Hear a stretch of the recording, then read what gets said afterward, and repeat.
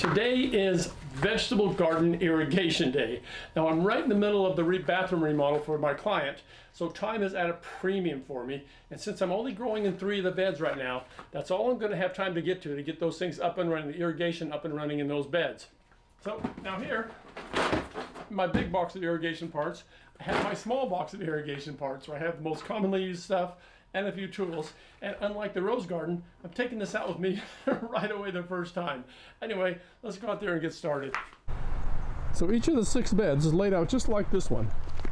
They all have 4 of these little micro sprinklers. There's 2 on each side. And these 3 flexible hoses. I can move them anywhere. And these bigger hoses here have an emitter every 12 inches. And on the end here, I have a separate valve for the sprinklers and one each for the hoses, and one here to turn the whole system off. So then what I do is I can put a plant right at each of these emitters, 12 inches apart. Again, I can move them anywhere in between. And in beds like the onions here, where it's just not practical to water each one individually, that's why I use the little sprinklers to keep the whole thing wet. Now the first thing I'll do is I'll go around and just find any obvious signs of breakage. I see one of my sprinklers is missing, some of the little sprinkler heads are gone, so I'll go ahead and replace all those. Then I'll start turning it on and testing out the systems and seeing what else needs to be done.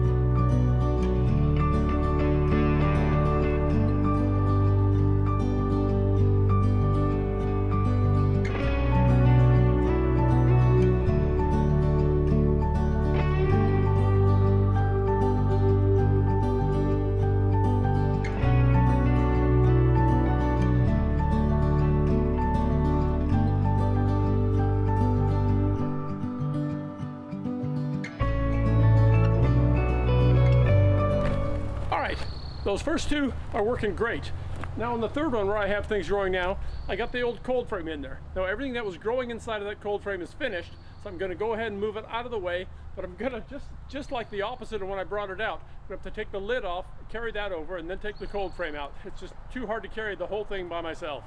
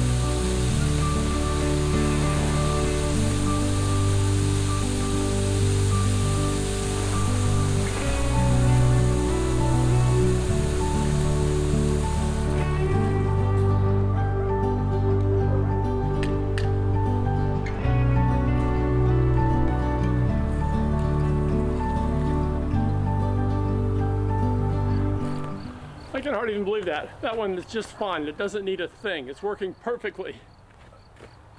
I love that. So here in the cold frame, I put these 2 quarter head sprinklers, and they will take care of all of the seeds I planted there. They're starting to come up again. Really wish I hadn't left the cold frame down and fried everything. But anyway, it's taken off pretty well again. And then over here, I got that sprinkler there, one on the other side, and that'll take care of the garlic that's growing here. And over here, where I got the elephant garlic, the big things in the front, and the red and the white onions, I got 4 of those little sprinklers running here. So they will take care of this bed just fine. And over in this bed, get the little sprinkler here, little one there, just like all the others. I need them on this end because I do have this whole row here of sugar snap peas. And down there is the other garlic, the sprinkler, and a little sprinkler there. Just like all the beds are all similar, so the beds are getting full covers with those sprinklers. And the best thing is, they're all going to be running from the sprinkler timer here. And it's 4:40 right now, and in 20 minutes, 5 o'clock, the cycles are supposed to start. So I'll come back and have a look. Well, it's about 5:15. Everything worked perfectly. I just couldn't be happier with that. That's a relief to have that done. Now when we leave next week, we don't have to worry about the garden. It's finally time to start transplanting some of my little veggie starts that I started from seeds into the garden, into the raised beds. Couldn't be more excited. It's actually a great day for it. The temperatures have been up in kind of like the mid 80s or so. Today it's more like the low 70s. I think the lower temperature is a little better for transplanting. It'll get warmer weather come up to make them grow.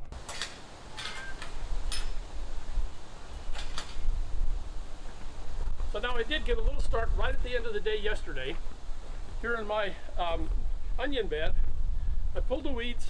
I got a lot more weeds to pull. I just pulled them along this half of the bed here and going right along the edge here of the onion bed. The onions are going to be in there till July, so this way I can still utilize part of the bed for the things that are going to be growing primary through the summer alone. But what I'm going to plant here are melons, cucumbers, and winter squash, because they'll all kind of trail out this way.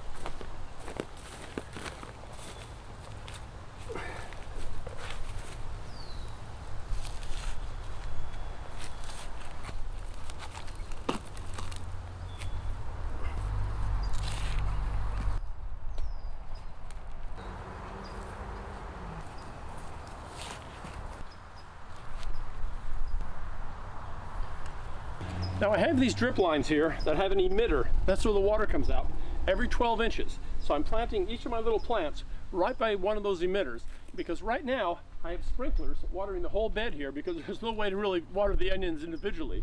But that way when the onions are out, I can shut those sprinklers off, because that's just going to promote a lot of weed growth all through all through the middle of the garden here. And then I'll turn this line on with the emitters and it'll just get a little drip of water right by each plant. I do have a little bit of a problem here. I want to make sure the irrigation worked where I'm going to plant next, and I turned it on with the manual setting on the timer, but it wouldn't shut off. The water just kept running. So I turned off the water. I have a main valve here. This is my valve box. It's kind of covered with dirt. I don't know what happens every year. I don't know if gophers winter in here or what, but it always fills up with dirt. Every year I dig it out. Anyway, I digress. So what I'm going to do is take that valve apart. Hopefully I can fix it. Just a little piece of gunk or something stuck in there. If not, I do have more valves here that I can replace it with. I just don't feel like doing that.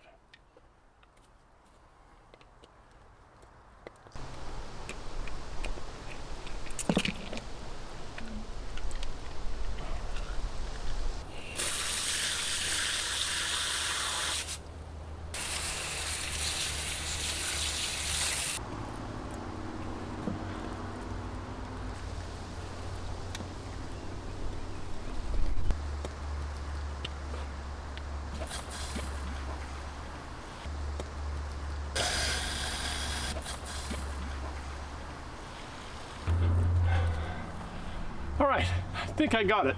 It works with the on-off manual here. I'll check out the sprinkler timer and see if it works with the manual on-off there. All right, the valve seems to be working okay now, but it's going to be a while before I really trust it.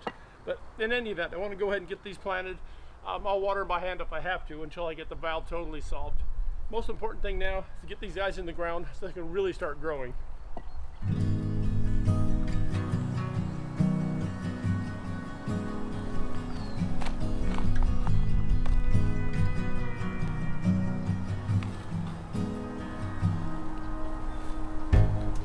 I'll give these guys a little water here to help them get started. I'm going to let the irrigation drip for a while too. Now the real test is how they look tomorrow. Those over there, they look great. I planted them yesterday. They were all perky and green and ready to go.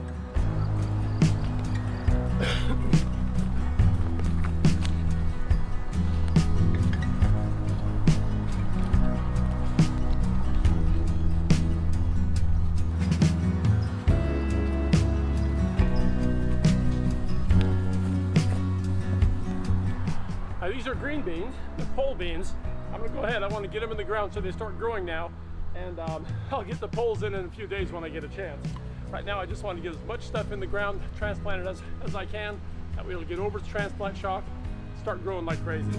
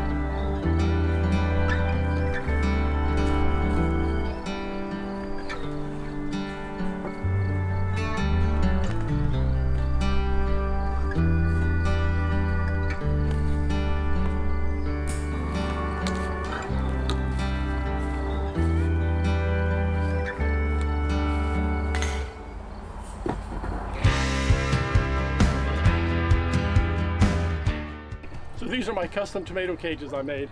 I made them out of this hog wire. It's just a real heavy duty kind of a wire mesh, I guess. It looks kind of like a fence. It's galvanized so it won't rust. Well, not much. And they're heavy duty. You're gonna last me forever. And the ones you buy are little bitty things like that. I want my tomatoes to get tall. I can pick them all the way up and down. This is gonna be way too many tomatoes. But we can always give some away.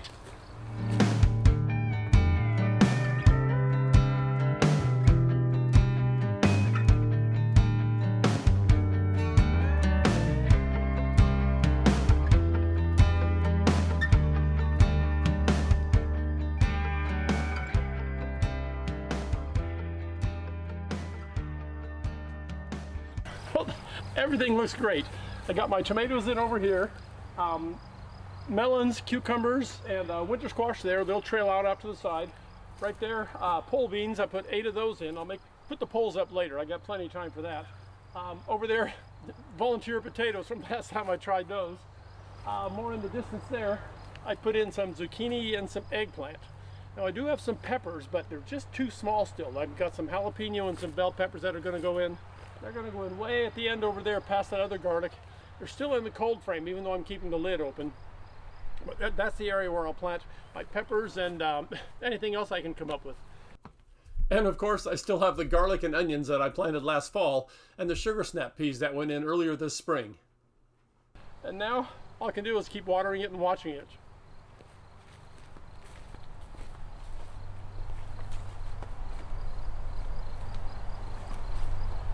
Heading back out into the garden today. Got some elderberry bushes that I want to get planted. Now yesterday, the ground's really hard out there. So I did go out, I dug some shallow holes and filled them with water so it'll soak in and make it a little more possible to dig. Now it's going to be kind of a noisy day here today. They must be doing some tree work somewhere over there behind me because I don't know if you can hear it, but I'm hearing chainsaws and occasional wood chipper going on.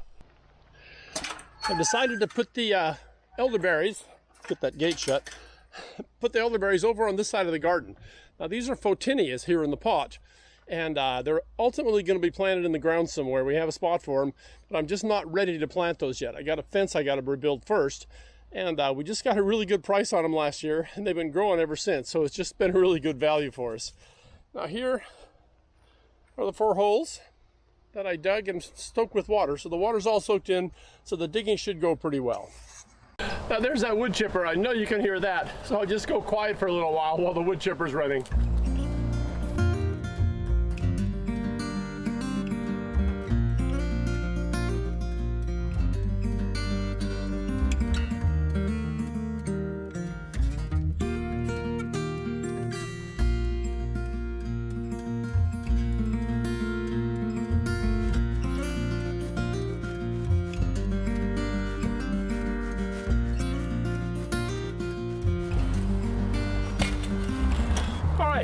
That wasn't bad at all. I'll tell you, soaking them overnight made all the difference in the world.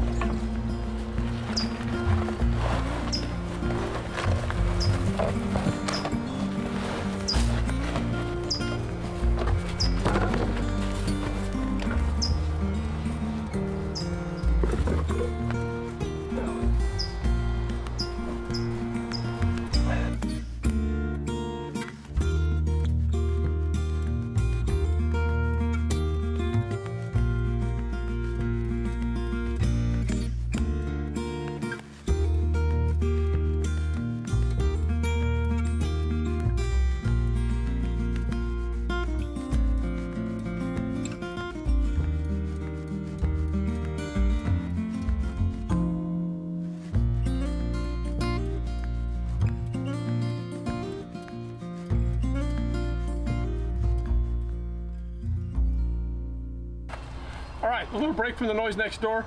I'm gonna go ahead and water these in really well. Then I'll mix up a little more of the compost with the soil, put the top on, they'll be all ready to go. Next thing to do will be hook up the irrigation. All right, I'm gonna take a little snack on a water break here while I admire my handiwork. All I gotta do is mix up one more batch of the compost and soil, cap these off, then we'll be on to the irrigation.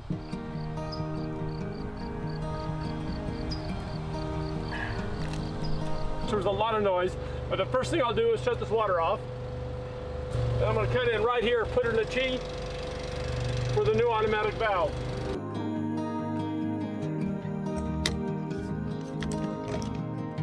With your hand on your heart, please tell me which way to go, 'cause I sure don't know. One piece in hand, it's a start, but it's a mighty puzzle to lay. No need to say, how will I cope?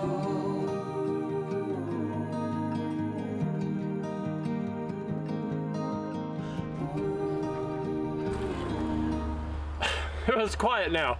Got the valve in here.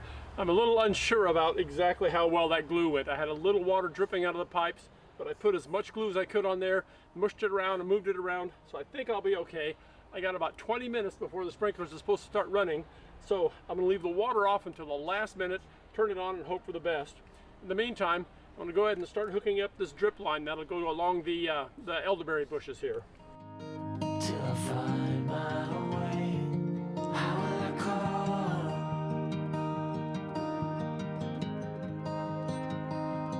How will I call?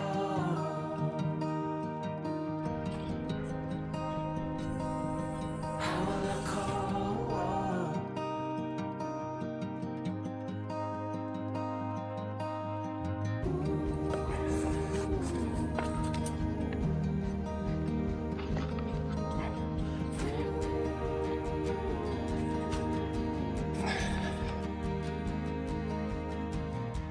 I can't sleep, but I'm hardly awake.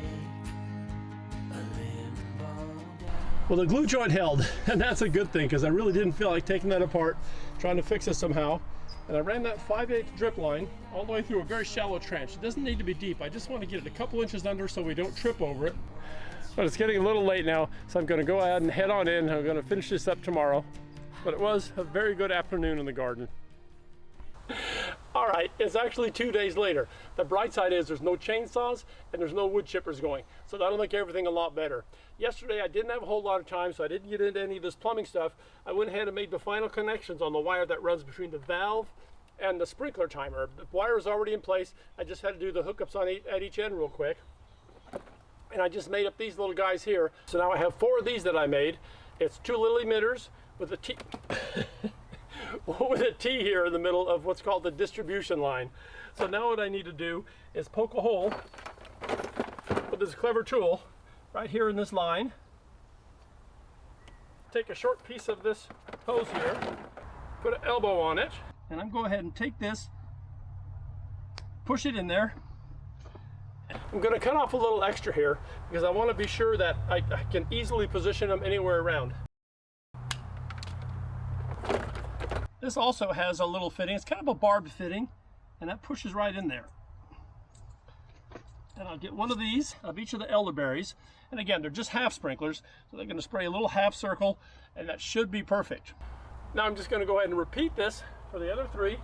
Then I'll flush that pipe to make sure there's no dirt in there, because these have pretty small holes in them. Any little particle of dirt clogs them right up.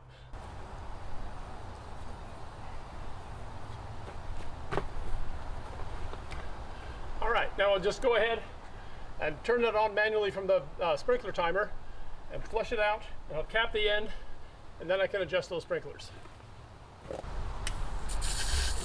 All right, that looks good. Lots of water, no dirt. I have this little figure 8 piece that you slide over the hose,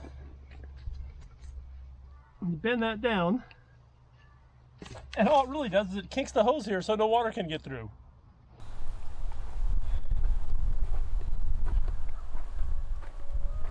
All right, well, that looks pretty good. One of the things I want to do is to get it to where each one is putting out roughly the same amount of water. Otherwise, one might be overwatered, one might be underwatered.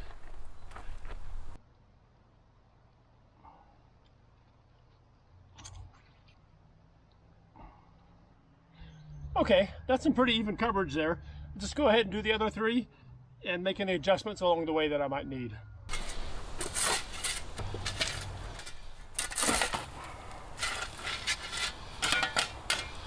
All right, the whole valve box looks really nice now.